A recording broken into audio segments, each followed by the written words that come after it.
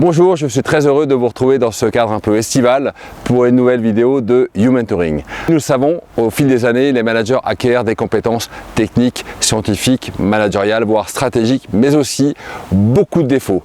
Aujourd'hui, nous allons parler justement de ces biais des managers.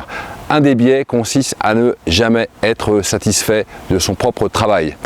Un autre biais, c'est de ne jamais savoir s'arrêter avec une conséquence pour les autres, et bien c'est de les épuiser, voire de les démotiver. Un autre biais du manager, c'est avoir tendance à tout vouloir contrôler, à micromanager chacune des tâches. Et enfin, l'autre biais, c'est d'être en permanence dans la critique plutôt que dans l'observation et dans le soutien. Alors, à votre avis, à quoi correspondent ces attributs de manager ? Je vous laisse quelques secondes pour réfléchir. Ce n'est pas très difficile. C'est le manager ultra perfectionniste. Alors ce manager perfectionniste, il est très présent dans les entreprises. Pourquoi? Parce que souvent il obtient de très bons résultats avec quelques conséquences néfastes pour lui. Manque de prise de recul, des fois burn-out, souvent l'isolement. Il y a également en fait dans ce comportement perfectionniste des conséquences pour les autres. Souvent les gens seront un peu déresponsabilisés, des fois motivés et donc ils vont isoler leur manager.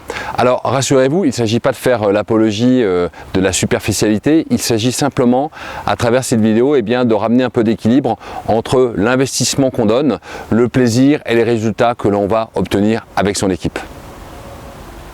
Alors j'ai une piste à vous proposer.